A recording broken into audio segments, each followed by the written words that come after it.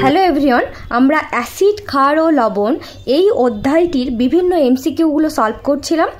তাহলে আজকে সেই ভিডিওটি কন্টিনিউ করব। এর আগের ভিডিওতে আমরা এই অধ্যায়ের বিভিন্ন এমসিকিউগুলো সলভ করে নিয়েছি, বেশ কিছু এমসিকিউ সলভ করে নিয়েছি। তোমরা এই ভিডিওটি দেখার পর অবশ্যই সেই এমসিকিউগুলো সলভ করে নেবে, ঠিক আছে? তাহলে আজকে চলো নেক্সট কোশ্চেন শুরু করি। কি বলেছে যে একটি পাত্রে কপার অক্সাইড এর সঙ্গে লঘু HCl যোগ করলে দ্রবণটি নীলাভ সবুজ বর্ণ ধারণ করে, কারণ কি? এই যে এখানে অপশনগুলো দেওয়া আছে, copper hydroxide, copper nitrate, copper chloride, তারপর হচ্ছে কপার সালফেট, এর মধ্যে কোনটির কালার হচ্ছে নীলাভ সবুজ সেটি জানবো, আর কিভাবে তৈরি হচ্ছে কপার অক্সাইডের সাথে HCl সেটি আমি তোমাদের দেখাবো। তাহলে এই যে কপার অক্সাইড আছে, কপার অক্সাইডটা মেনলি কিন্তু কালো কালারের হয়। তাহলে এই যে কপার অক্সাইড CuO, কপার অক্সাইডটা কি করে? এই যে লঘু HCl আছে, লঘু HCl মানে HCl এর মধ্যে কিছু পরিমাণ জল মিশিয়ে সেটাকে লঘু HCl বলা হয়।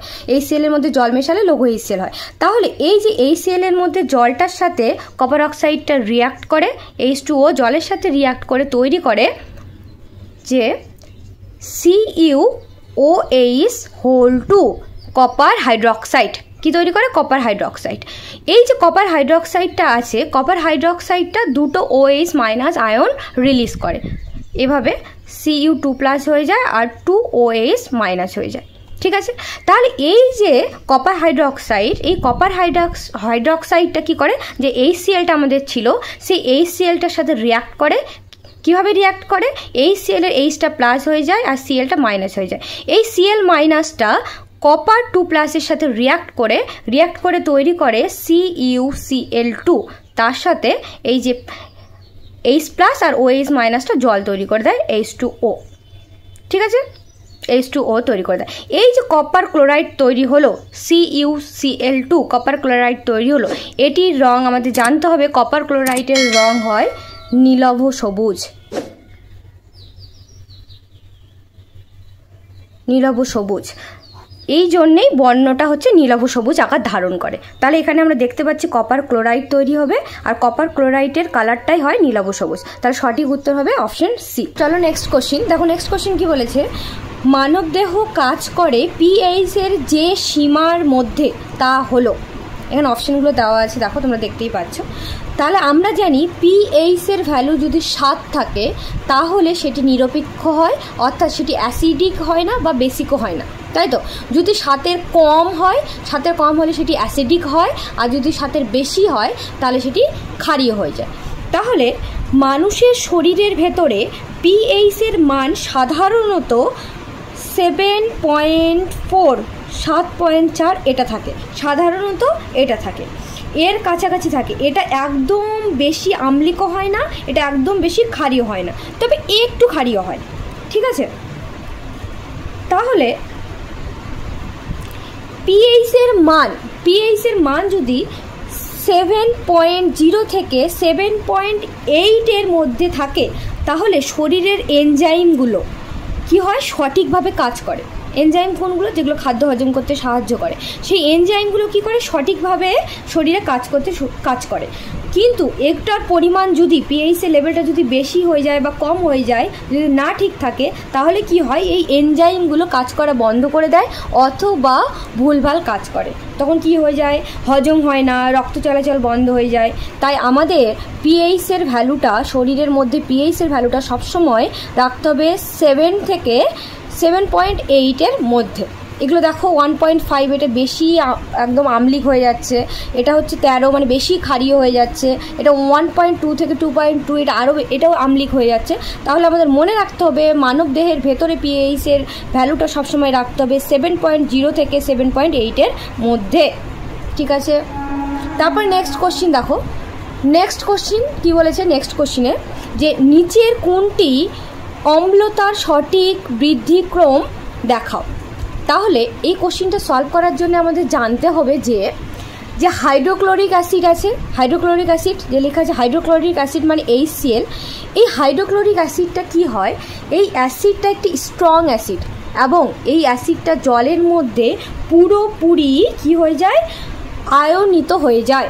ঠিক আছে, পুরোপুরি আয়নিত হয়ে যায়। কিন্তু এই যে অ্যাসিটিক অ্যাসিডটা, এটি একটি দুর্বল অ্যাসিড, এটি জলের মধ্যে পুরোপুরি আয়নিত হয় না। আর এই যে জল তো আমরা জানি এটা অ্যাসিড নয়, এটি হচ্ছে না ক্ষারীয় না অ্যাসিড, এটি হচ্ছে নিরপেক্ষ, অর্থাৎ এটার পিএইচের ভ্যালু সবসময় কত হয়, পিএইচের ভ্যালু হয় 7।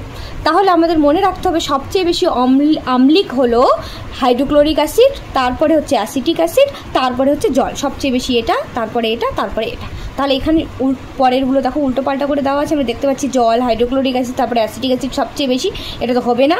তারপরে অ্যাসিটিক অ্যাসিড সবচেয়ে বেশি কম বলেছে, তারপরে জল, তারপরে বলেছে হাইড্রোক্লোরিক অ্যাসিড, এটিও হবে না।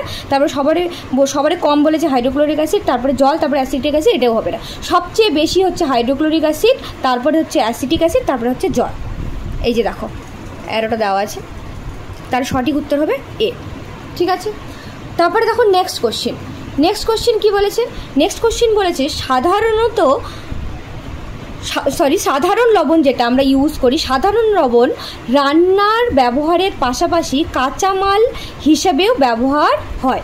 সাধারণ লবণ যেটা আমরা খাই, সাধারণ লবণ, সেই লবণটা তো আমরা রান্নার কাজে ব্যবহার করি, তার পাশাপাশি কাঁচামাল হিসেবেও ব্যবহৃত হয়। কি কি কাজে ব্যবহৃত হয় এখানে বলে দিয়েছে, ওয়াশিং সোডা নাকি ব্লিচিং পাউডার নাকি বেকিং সোডা নাকি স্কেলেট লাইম।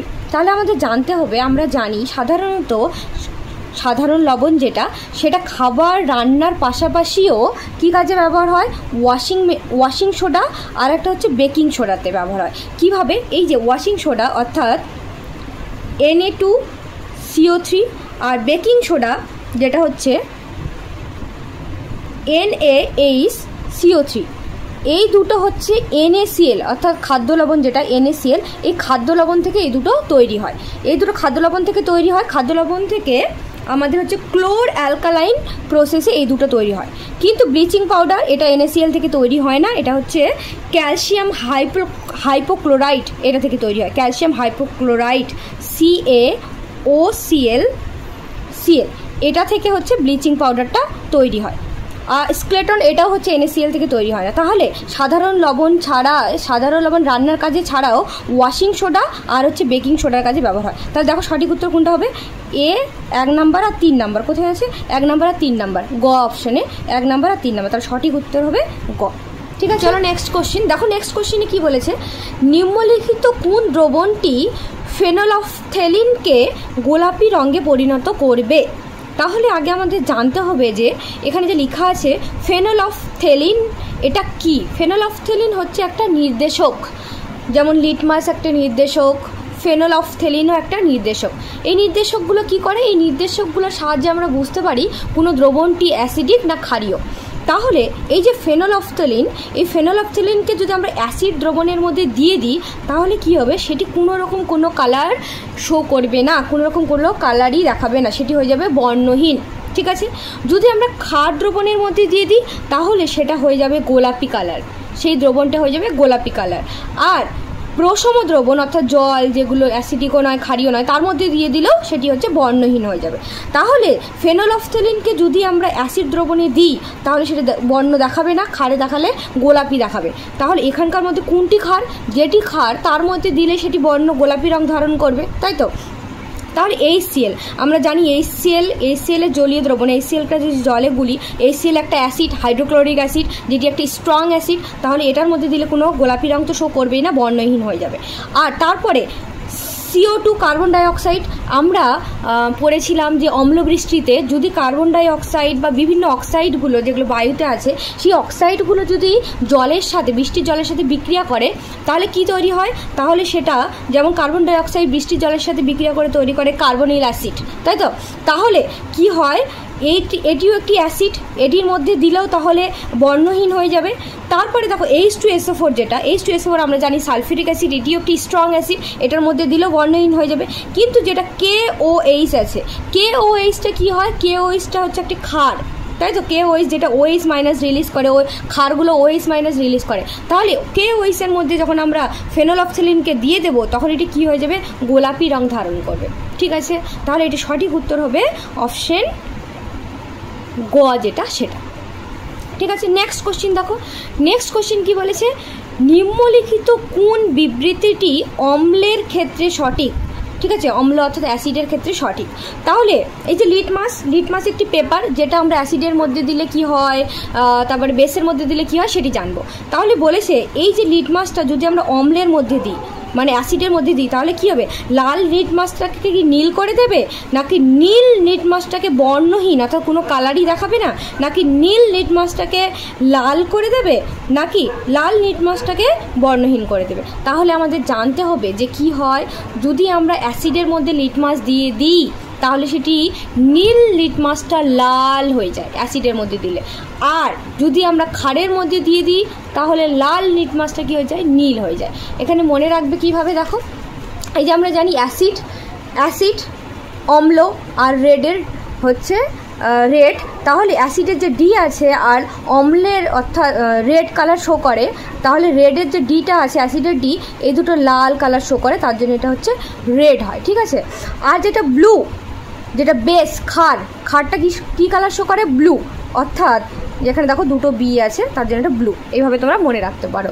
তাহলে অ্যাসিডের মধ্যে দিলে লাল হয়ে যায় আর ক্ষারের মধ্যে বেসের মধ্যে দিয়ে দিলে নীল হয়ে যায়। তাহলে দেখো এটা কী হবে, অ্যাসিডের মধ্যে অম্লের কথা বলেছে, অ্যাসিড লাল হয়ে যাবে, কী হয়ে যাবে, নীল লিটমাসটাকে লাল করে দেবে, তাহলে অপশন হবে গ, ঠিক আছে। নেক্সট কোশ্চেন, তারপর সাতেরটা দেখো, সাতেরটা কি বলেছে, পাচনতন্ত্রে গ্যাস্ট্রিক রসের পিএইচ হলো। তাহলে এই যে পাচনতন্ত্র মানে কি, আমাদের শরীরের মধ্যে কি আছে, আমাদের শরীরের মধ্যে পাকস্থলী আছে, আর পাকস্থলীর মধ্যে কি থাকে, পাকস্থলীর মধ্যে থাকে পেপটিক গ্ল্যান্ড। সেই পেপটিক গ্ল্যান্ডে একটি কোষ আছে যার নাম হচ্ছে অক্সেন্টিক কোষ, বা ওটার আরেকটি নাম হচ্ছে প্যারাইটাল কোষ। এই কোষ থেকে কি বের হয়, গ্যাস্ট্রিক রস বের হয় বা গ্যাস্ট্রিক জুস বের হয়। সেই জুসটার মধ্যে, গ্যাস্ট্রিক রসটার মধ্যে কি থাকে, HCl থাকে। আর আমরা জানি HCl কি, HCl হচ্ছে একটা স্ট্রং অ্যাসিড, তাই তো, HCl হচ্ছে স্ট্রং অ্যাসিড। আর অ্যাসিডগুলোর কি হয়, অ্যাসিডগুলোর সবসময় পিএইচের ভ্যালু 7-এর কম হয়, ঠিক আছে। তাহলে এটি কি হবে, অ্যান্সার হবে অপশন এ, যেটি হচ্ছে গ্যাস্ট্রিক রসের পিএইচের ভ্যালু হচ্ছে 7-এর কম। চলো নেক্সট কোশ্চিন দেখো, নেক্সট কোশ্চিন কি বলেছে, কোন দ্রবণটি নীল লিটমাসকে লাল করে। তাহলে আমাদের আগে জানতে হবে লিটমাস কি, আমরা একটু আগে জানলাম লিটমাস হচ্ছে একটি নির্দেশক, তাই তো। নির্দেশক কি করে, নির্দেশকের সাহায্যে আমরা বুঝতে পারি যে কোনো দ্রবণটি অ্যাসিডিক নাকি কোন দ্রবণটি বেসিক, কোন দ্রবণটি অ্যাসিডিক কোন দ্রবণটি বেসিক সেটা বুঝতে পারি। এই যে লিটমাস পেপার, এই নির্দেশকটা কি, এটি একটি পেপার যেটি বিভিন্ন কালারের পাওয়া যায়, কী কী কালারের পাওয়া যায়, লাল, নীল, এসব কালারের। তাহলে যদি আমরা একটা নীল লিটমাস পেপার নিই, সেটাকে যদি আমরা অ্যাসিড দ্রবণের মধ্যে ডুবিয়ে দিই, নীলটা কি হয়ে যাবে, লাল হয়ে যাবে। সেমভাবে একটি ক্ষার দ্রবণের মধ্যে যদি আমরা একটা লাল পেপার, লাল লিটমাস নিই, সেটা যদি ক্ষার দ্রবণে ডুবিয়ে দিই, লালটা হয়ে যাবে নীল, বোঝা গেল। তাহলে এখানে বলেছে নীলটা হয়ে যাবে লাল, মানে নীলটা লাল কখন হয়ে যায়, যখন আমরা লাল মানে অ্যাসিড লাল, যখন নীলটা লাল হয়ে যাবে যখন আমরা অ্যাসিড দ্রবণের মধ্যে দিয়ে দেবো। তাহলে আমাদের জানতে হবে এখানকার মধ্যে কোন দ্রবণটা হচ্ছে অ্যাসিডের দ্রবণ। তাহলে দেখো প্রথমে বলা আছে NaOH, আমরা জানি অ্যাসিডগুলো জলীয় দ্রবণে জলে গোলালে H+ দেয়, আর ক্ষারগুলো জলীয় দ্রবণে OH দেয়। তাহলে NaOH এটা যদি আমরা জলে গোলাই, জলে দ্রবীভূত হয়, কি হয়ে যায়, Na+ আর OH-, যেহেতু OH- আয়ন দিচ্ছে তাহলে এটি একটি ক্ষার, তার মানে এটাতে ডোবালে লাল হবে না। তারপরে দেখো H2SO4, আমরা সবাই জানি H2SO4 কি, সালফিউরিক অ্যাসিড, তাই তো, সালফিউরিক অ্যাসিড। এটা অ্যাসিডগুলো কি করে, জলীয় দ্রবণে H+ রিলিজ করে। এখানে H2SO4 কয়টা H+ রিলিজ করবে, 2 H+ রিলিজ করে, আর SO4 2- হয়, বোঝা গেল। তাহলে H+ করছে, তার মানে এটি একটি অ্যাসিড। আর বাকিগুলো দেখো KCl কি, KCl একটি লবণ, প্রশম লবণ। এই যে K+ হয়, Cl- হয়, এটি একটি প্রশম লবণ, এটি হচ্ছে প্রশম, না অ্যাসিডিক না ক্ষারীয়। তারপরে দেখো NH4OH, এটাও কি হয়, NH4OH, এটাও জলীয় দ্রবণে OH, এটাও জলীয় দ্রবণে OH- আয়ন রিলিজ করে। তাহলে এখানকার মধ্যে অ্যাসিডকে H2SO4, ঠিক আছে। তাহলে আমরা অ্যাসিডের মধ্যে যদি নীল লিটমাস দিয়ে দিই তাহলে লাল হয়ে যাবে, তাহলে সঠিক উত্তর হয়ে যাবে খ। চলো নেক্সট কোশ্চিন দেখো, নেক্সট কোশ্চিন কি বলেছে, নিম্নলিখিত পিএইচ মানগুলির মধ্যে সর্বাধিক হাইড্রোজেনের আয়ন ঘনত্ব অর্থাৎ H+ কনসেন্ট্রেশন রয়েছে। এই যে পিএইচের ভ্যালুগুলো দেওয়া আছে, সবচেয়ে বেশি H+ ঘনত্ব এই পিএইচগুলোর মধ্যে কোনটাতে রয়েছে, হাইড্রোজেনের H+ ঘনত্ব, ঠিক আছে। তাহলে আমরা কিভাবে বের করি, আমরা আগে জানবো পিএইচ মানে কি। পিএইচ মানে আমরা জানি পিএইচ একটা স্কেল, একটা পিএইচ একটা স্কেল যেটাতে কি থাকে 0 থেকে 14 অবধি দাগ থাকে, আর মাঝখানে থাকে 7, তাই তো। আর এই পিএইচ স্কেলের সাহায্যে কী করা হয়, মেজার করা হয় যে কোনো দ্রবণ কতটি অ্যাসিডিক নাহলে কতটি ক্ষার। যদি পিএইচের ভ্যালু 7-এর কম চলে আসে, এইদিকে 7-এর কম চলে আসে, অর্থাৎ 0 থেকে 7-এর মধ্যে আসে, তাহলে সেটি অ্যাসিডিক হয়। আর যদি 7-এর বেশি হয় তাহলে সেটি ক্ষারীয় হয়। এটা আমরা জেনে এসেছি। তাহলে এটা ক্যালকুলেট করা যায়। কীভাবে ক্যালকুলেট করা যায়, যদি পিএইচে ক্যালকুলেট করি তাহলে লিখি pH is equal to minus log H plus concentration. এটি হচ্ছে আমাদের একটি সূত্র পিএইচ ক্যালকুলেট করা। তাহলে এই যে পিএইচের ভ্যালু, ধরুন আমরা প্রথমটার ক্ষেত্রে বের করি, যদি পিএইচের ভ্যালু 2.5 হয় তাহলে পিএইচের জায়গায় লিখে দেবো 2.5। এটা লিখবো minus log H plus concentration. এবার মাইনাসটাকে আমরা এদিকে নিয়ে আসবো, minus 2.5 is equal to log H plus concentration.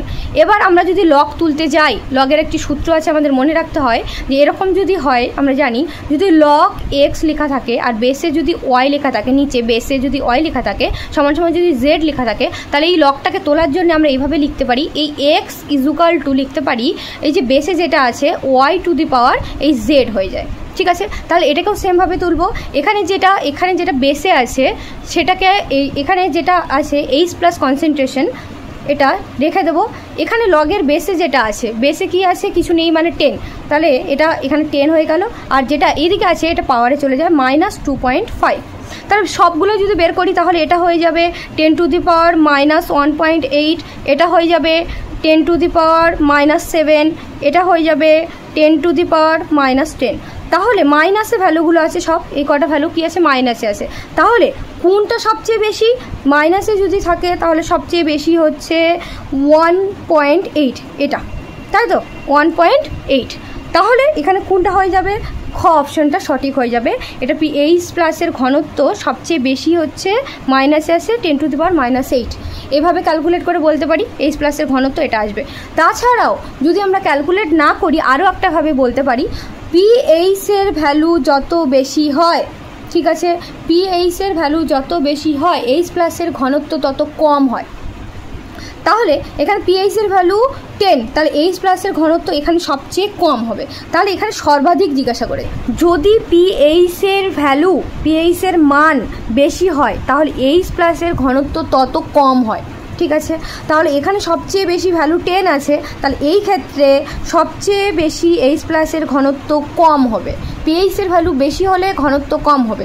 তাহলে যদি পিএইচের ভ্যালু কম হয়, এখানে সবচেয়ে বেশি কম আছে, তাহলে ঘনত্ব এখানে সবচেয়ে বেশি হবে। তাহলে সঠিক উত্তর হবে খ। নেক্সট কোশ্চিন, এবং এটি একটি ভীষণই ইম্পর্টেন্ট কোশ্চিন। কি বলেছে, H3PO4 আর H3PO3 H3PO2 এই তিনটি অ্যাসিডের ক্ষারগ্রাহিতার সঠিক ক্রম হলো। ক্ষারগ্রাহিতা কাকে বলবো, এই যে অ্যাসিডগুলো আছে, অ্যাসিডগুলো তার জলীয় দ্রবণে জলে গোলালে H+ আয়ন দেয়, সেই H+ আয়নটা ক্ষারের যে OH- আয়ন থাকে সেটি অ্যাকসেপ্ট করে। তাহলে কোনো অ্যাসিড যে পরিমাণ H+ রিলিজ করে তার ক্ষারগ্রাহিতা তত হয়। ঠিক আছে, তাহলে এই যে এখানে লেখা আছে H3PO3, কী লেখা আছে, H3PO, প্রথমে লেখা আছে H3PO4, এটির নাম কি, এটির নাম হচ্ছে ফসফরিক অ্যাসিড, ফসফরিক অ্যাসিড। তাহলে এই যে ফসফরিক অ্যাসিড আছে, এই ফসফরিক অ্যাসিডটার, এই অ্যাসিডগুলোর আমাদের স্ট্রাকচারটা জানতে হবে। এই যদি আমরা স্ট্রাকচারটা জানি তাহলে আমরা এই কোশ্চিনটা খুব ভালোভাবে অ্যান্সার করতে পারবো। তাহলে এটার স্ট্রাকচার কেমন হয় আমি তোমাদের বলে দিই। এই যে ফসফরাস আছে, সেন্ট্রাল অ্যাটমটা হবে ফসফরাস, আর ফসফরাসের সাথে একটা অক্সিজেন সবসময় ডবল বন্ড করে থাকে, তাহলে ডবল বন্ডে একটা থাকবে। আর তাহলে এখানে অক্সিজেন একটা বন্ড করে নিল, আরও 3টা অক্সিজেন থাকলো একটা করে নেওয়ার পর, সেই 3টা কী হয়ে যায়, আগে OH বানায়। কীভাবে, এইখানে ও আর একটা হাইড্রোজেনের সাথে একটা OH, আর একটা হাইড্রোজেন ও একটা H, আর একটা হাইড্রোজেনের সাথে OH, এইভাবে থাকে। ঠিক আছে, এটা হচ্ছে তার স্ট্রাকচার। তাহলে যখন H+ রিলিজ করে তখন OH এর এই H+টা রিলিজ করে, এটা রিলিজ করে, এটা রিলিজ করে, টোটাল 3H+ আয়ন রিলিজ করে। এই অ্যাসিডটা phosphoric acid total 3H+ ion release করে। তাই ক্ষারের যে OH-গুলো তারা 3টা H+ আয়ন গ্রহণ করবে, তাই অ্যাসিডের ক্ষারগ্রাহিতা এখানে হয়ে যাবে 3। ঠিক আছে, তারপরেরটা স্ট্রাকচার যদি আমরা দেখি H3PO3, এটির নাম কি, এটির নাম হচ্ছে ফসফরাস অ্যাসিড, ফসফরাস অ্যাসিড। যেটিকে আর একটি নাম বলা হয় ফসফোনিক অ্যাসিড। ঠিক আছে, এটির স্ট্রাকচার কেমন? এটিও তেমন, অক্সিজেনের ফসফরাসের সাথে একটি ডবল বন্ড ও থাকবে, তাহলে আর দুটো ও থাকলো, আর দুটো আগে OH বানাবে। কিভাবে? OH আর একটা এইচ থেকে গেল, 3টা এইচের মধ্যে, আর অক্সিজেন তো নেই, সেই এইচটা এভাবে বন্ড করে। যেটি অক্সিজেনের সাথে এইচ থাকে সেই এইচটাই H+ আয়ন হিসেবে রিলিজ করে। তাহলে এখানে একটা হবে, এখানে একটা হবে, 2H+ আয়ন রিলিজ করে। তাই এর ক্ষারগ্রাহিতা হয়ে যাবে 2, এর ক্ষারগ্রাহিতা ছিল 3 আর এর ক্ষারগ্রাহিতা হয়ে যাবে 2। ঠিক আছে, দেখো কি আছে, H3PO2, H3PO2। এটির কি নাম? এটির একটি নাম হচ্ছে হাইপোফসফরাস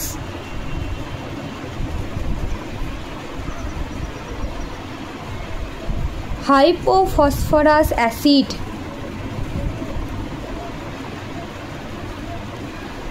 আর এটির আরেকটি নাম আছে, হাইপোফসফরাস অ্যাসিডের আরেকটি নাম হচ্ছে ফসফিনিক